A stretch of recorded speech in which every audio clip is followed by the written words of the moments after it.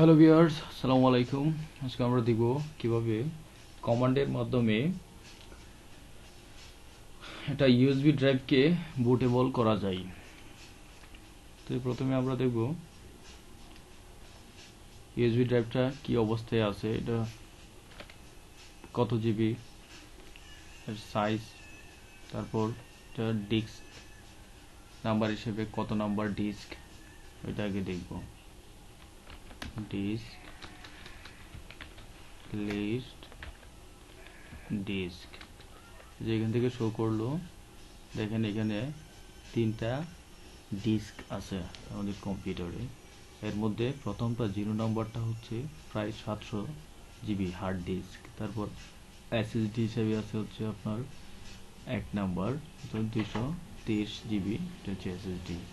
তারপর ইউএসবি হচ্ছে আপনার 2 নাম্বার 14 জিবি। ঠিক আছে, তো এটাকে আমরা প্রথমে কি করতে হবে, কমান্ডের মাধ্যমে সিলেক্ট করতে হবে। তো কমান্ডের মাধ্যমে সিলেক্ট করার জন্য এখানে এই ডিস্কের নাম্বারটা কত, অর্থাৎ ইউএসবি ডিস্কের নাম্বার হচ্ছে আপনার 2। তো সিলেক্ট করার জন্য আমরা প্রথমে সিলেক্ট লিখব, তারপর কি সিলেক্ট করতেছি, আমরা ডিস্ক সিলেক্ট করতেছি। ডিস্কের নাম্বার কত, 2, এই নাম্বার দিলাম। দেখেন the disk 2 is now the selected disk. তো 2 নম্বর ডিস্কটা সিলেক্ট হয়েছে।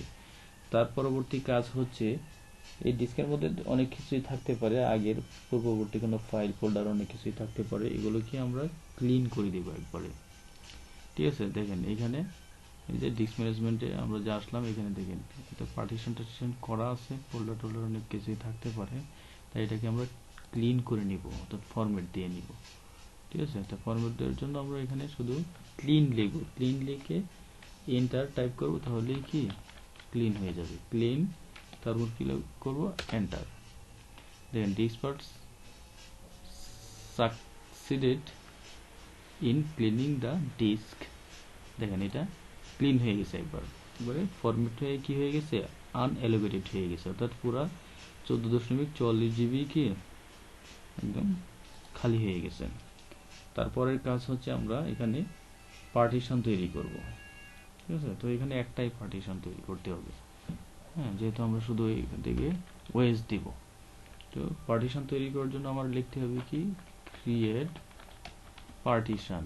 পার্টিশন প্রাইমারি, কি ধরনের পার্টিশন লাগবে আমার, প্রাইমারি।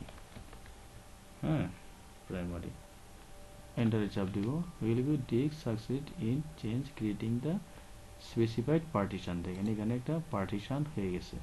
এখন পার্টিশন হওয়ার পরে কি করতে হবে, আমরা পার্টিশনকে সিলেক্ট করতে হবে। সিলেক্ট পার্টিশন এন্ড পার্টিশন, এটা কত নম্বর পার্টিশন, 1 নম্বর পার্টিশন। এই যে সিলেক্ট হয়ে গেল। দেন পার্টিশন ইজ নাও সিলেক্টেড, এই পার্টিশনটা সিলেক্ট হয়ে গেল। তারপরের কাজ হচ্ছে আমাদের পার্টিশন সিলেক্ট করার পর এটাকে অ্যাক্টিভ করে দিব। বুটেবল করার জন্য অ্যাক্টিভ করব। তো অ্যাক্টিভ করব, এন্টার। কি হলো, disk part marked the current partition as active. এখন কাজ হচ্ছে, হ্যাঁ, এটাকে ফরম্যাট টু এফএস এনটিএফএস ফরম্যাটে নিব। এই পার্টিশনটাকে আমরা কি এনটিএফএস ফরম্যাটে নিব। তো এটা করার জন্য আমাদের কি করতে হবে, format FS equal NTFS, NTFS, তারপর কি করতে হবে, কুইক। হ্যাঁ, এনটিএফএস ফরম্যাটে চলে গেছে। 0% কমপ্লিটেড, একটু ওয়েট করতে হবে। হ্যাঁ, হয়ে গেছে 100% completed, disk part successfully formatted.